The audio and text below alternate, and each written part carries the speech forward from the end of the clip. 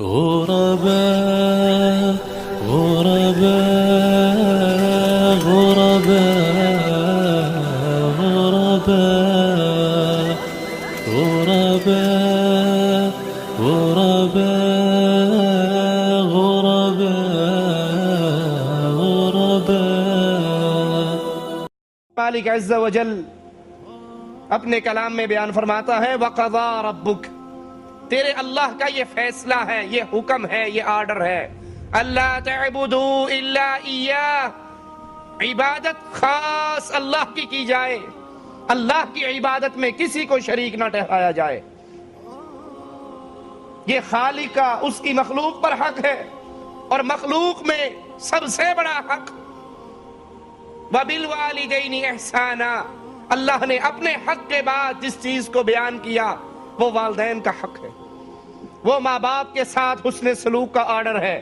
اللہ کی عبادت میں کسی کو شریک نہ کرو اور ماں باپ کے ساتھ حسن سلوک کرو۔ بنی اسرائیل کے بارے میں قرآن حکیم میں جب اس کا ذکر ہم پڑھتے ہیں تو ہمیں یہ تعلیم یہاں پر بھی نظر آتی ہے۔ آئیے قرآن حکیم کی اس آیت پہ غور کریں۔ وَإِذَا أَخَذْنَا مِيثَاقَ بَنِي إِسْرَائِيلَ، جب اللہ عز و جل نے عہد لیا بنی اسرائیل سے، کس چیز پر؟ لا تعبدون الا اللہ، کہ اللہ کے علاوہ کسی کی عبادت نہ کرنا، عبادت کا حق صرف خالص اللہ عز و جل کا ہے۔ اللہ نے اپنی عبادت کا عہد لیا، میثاق لیا، پختہ عہد لیا بنی اسرائیل سے، اور اس کے ساتھ اگلا عہد کیا تھا وَبِالْوَالِدَيْنِ إِحْسَانًا، اپنے ماں باپ کے ساتھ حسن سلوک کرنا، احسان کرنا، نیکی کا برتاؤ کرنا۔ آئیے انبیاء علیہم السلام کے چند واقعات قرآن حکیم کی آیات سے سنتے ہیں۔ مالک عز و جل حضرت یحییٰ علیہ السلام کو حکم دے رہا ہے، سنیے، یا یحییٰ خذ الکتاب بقوة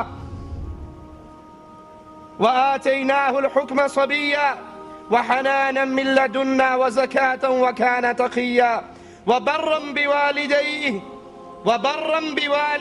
ولم یکن جبارا عصیا۔ اے یحییٰ، میری کتاب کو مضبوطی سے تھام لو، اور ہم نے اسے لڑکپن کی عمر میں ہی دانائی عطا فرمائی، اپنے پاس سے شفقت اور پاکیزگی عطا فرمائی، وہ پرہیزگار شخص تھا اور اپنے ماں باپ کے ساتھ حسن سلوک کرنے والا، سرکش اور گناہگار نہیں تھا۔ سرکشی اور گناہ اس کی عادت نہیں تھی، بلکہ وہ ماں باپ کے ساتھ اچھا سلوک کرنے والا، نیک سلوک کرنے والا، حسن سلوک کرنے والا۔ عیسیٰ علیہ السلام کے بارے میں اس آیت پہ غور کیجئے، قال انی عبد اللہ، عیسیٰ علیہ السلام ابھی ماں کی گود میں ہیں، معصوم بچے ہیں، اور اسی بچپنے کی عمر کے اندر ہی ماں کی گود سے آواز لگاتے ہیں انی عبد اللہ، میں اللہ کا بندہ ہوں۔ جھوٹ بولتے ہیں عیسائی یہ کہہ کر کہ عیسیٰ اللہ کا بیٹا ہے، جھوٹ بولتے ہیں الصلاۃ والسلام علیکہ یا نور من نور اللہ کہنے والے جھوٹے ہیں، کیونکہ اللہ کے جتنے انبیاء ہیں وہ سارے اللہ کے بندے تھے، وہ اللہ کے بیٹے نہیں تھے۔ اللہ پاک ہے ان کمزوریوں سے۔ قال انی عبد اللہ آتانی الکتاب وجعلنی نبیا وجعلنی مبارکا اینما کنت واوصانی بالصلاة والزکاة ما دمت حیا۔ میں اللہ کا بندہ ہوں، اس نے مجھے کتاب دی، اس نے مجھے نبوت دی، اور مجھے خیر اور برکت والا بنایا، میں کہیں پر بھی ہوں، اور اس مالک نے مجھے حکم دیا کہ میں نماز ادا کروں، زکوٰۃ کا حکم دیا جب تک میں زندہ رہوں، وَبَرًّا بِوَالِدَتِي، اور مجھے نماز اور زکوٰۃ کے حکموں کے ساتھ میرے اللہ نے یہ حکم بھی دیا ہے کہ میں اپنی ماں کے ساتھ حسن سلوک کروں، ماں کی خدمت کروں، ماں کے ساتھ نیک سلوک کروں۔ وَلَمْ يَجْعَلْنِي جَبَّارًا شَقِيًّا، اور اس نے مجھے سرکش نہیں بنایا، بدبخت نہیں بنایا۔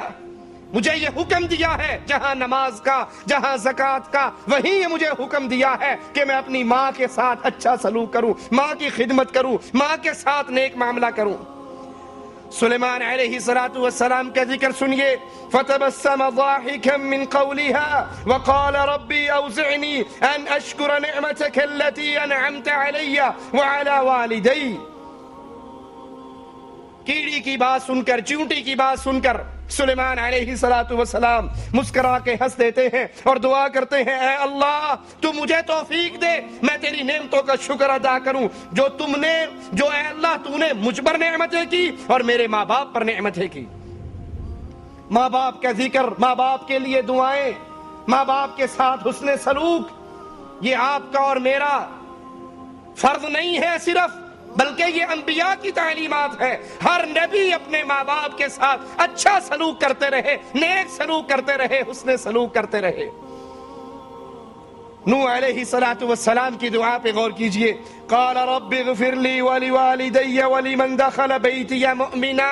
اے اللہ عز و جل تو مجھے معاف کر اور میرے والدین کو اور جو ایمان لا کر میرے گھر میں داخل ہو جائے ہم سب کو معاف کر دے.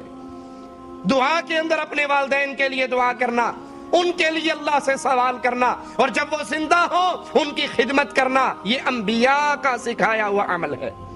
ابراہیم علیہ السلام ابو الانبیاء ہیں، اللہ کے عظیم پیغمبر ہیں، عظیم نبی ہیں. اور جس طرح یہ نبیوں میں بڑے عظیم نبی ہیں، اسی طرح ان کا باپ عام کافر نہیں تھا، کافروں کے اندر بہت بڑا سردار تھا.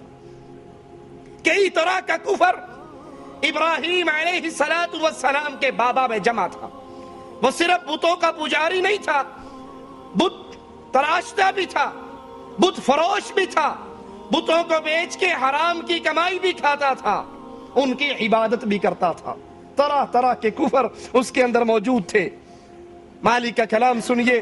وَاذْكُرْ فِي الْكِتَابِ إِبْرَاهِيمَ إِنَّهُ كَانَ صِدِّيقًا نَبِيًّا. اس کتاب میں ابراہیم علیہ السلام کا قصہ بیان کرو. بے شک وہ بڑے سچے نبی، بڑے راست باز، بڑی سچی بات کرنے والے. اذ قال لأبيه يا أبتي لم تعبد ما لا يسمع ولا يبصر ولا يغني عنك شيئا يا أبتي إني قد جاءني من العلم ما لم يأتك.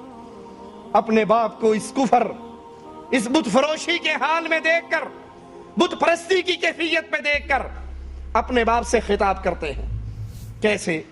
اذ قال لأبيه، جب ابراہیم نے اپنے بابا سے کہا، یا ابتی، ابا جان، پیارے ابا، پیارے ابو.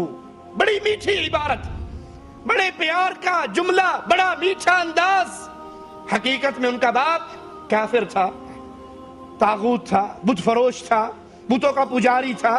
لیکن یہاں جملہ باپ ہونے کا ناطہ، باپ ہونے کا رشتہ تو باقی تھا. اگرچہ وہ کافر تھا لیکن اس سے سلوک وہ کر رہے ہیں جو بیٹا ایک باپ سے کرتا ہے. کہتے ہیں، ابا جان ان کی پوجا کیوں کرتے ہو جو سنتے نہیں ہیں، جو دیکھ نہیں سکتے، جو آپ کی کوئی مدد نہیں کر سکتے. ابا جان میرے پاس وہ علم آیا ہے، وہی اللہ کی وحی آئی ہے، وہ علم آیا ہے جو آپ کے پاس نہیں آیا. میرے پیچھے چلیے. یا ابتی لا تعبد الشیطان. بابا ان بتوں کو پوج رہے ہو، ان قبروں کو پوج رہے ہو، ان مورتیوں کو پوجتے ہو، حقیقت میں آپ شیطان کی پوجا کر رہے ہو. یا ابتی انی اخاف ان یمسک عذاب من الرحمن. اے بابا جان، ابو جان، میں ڈرتا ہوں اگر آپ یہی شرک کی کیفیت میں رہے، انہی بتوں کو پوجتے رہے، خود پتھر اٹھا کر ان کو تراش کر ان کی شکلیں مورتیاں بنا کر پھر ان کے سامنے ہاتھ باندھ کر رکوع و سجدے کرتے رہے، تو ابا جان ڈرتا ہوں اس شرک کی وجہ سے کہیں آپ اللہ کے عذاب کی پکڑ میں نہ آ جائیں. اپنے باپ کو دعوت دے رہے ہیں، اپنے باپ کو سمجھا رہے ہیں، توحید کا عقیدہ ان کے سامنے رکھ رہے ہیں کہ یہ نہ سننے کے قابل، نہ بولنے کے قابل، نہ مدد کرنے کے قابل، یہ عبادت کے لائق نہیں ہے. عبادت کے لائق ایک اللہ عز و جل ہے. جواب میں باپ بیٹے کی اتنی میٹھی گفتگو سن کر، اتنے پیارے جملے سن کر، یا ابتی کی گردان سن کر، باپ کا انداز کیا ہے؟ قال اراغب انت عن آلہتی یا ابراہیم. اے ابراہیم، کیا تو مجھے میرے خداؤں سے بدزن کرنے کے لیے آیا ہے، میرے الہوں سے دور کرنا چاہتا ہے، یہ میرے الہ ہے، یہ مشکل کشا ہے، یہ حاجت روا ہے، یہ غوث اعظم ہے، یہ بگڑی کرنے بنانے والے ہیں، یہ اولاد رزق دینے والے ہیں، ان کے ہاتھ میں سارا اختیار ہے۔ تو جو دین لے کر آیا ہے یہ تو مجھے میرے الہوں سے، میرے مشکل کشاؤں سے، میرے حضرتوں پیروں بزرگوں سے دور کرنے والا ہے۔ لَإِن لَّمْ تَنْتَهِ لَأَرْجُمَنَّكَ، اگر تو باز نہ آیا میں تجھے پتھر مار مار کے ہلاک کر دوں گا۔ وَاهْجُرْنِي مَلِيًّا، میری نظروں سے دور ہو جا، میں تیرا چہرہ دیکھنا نہیں چاہتا۔ بیٹے نے بڑے پیار سے گفتگو کی، لیکن باپ مارنے کی بات کر رہا ہے، گھر سے نکال رہا ہے۔ ابراہیم علیہ السلام کو اب کیا کرنا چاہیے تھا؟ اتنا کچھ سن کے یہ کہنا چاہیے تھا کہ اصل میں غلطی میری ہے، جس نے میں نے آپ کے ساتھ نرم بات کی، میٹھا انداز اختیار کیا۔ آپ کافر ہو، آپ بت پرست ہو، آپ بت فروش ہو، آپ بت پرست ہو۔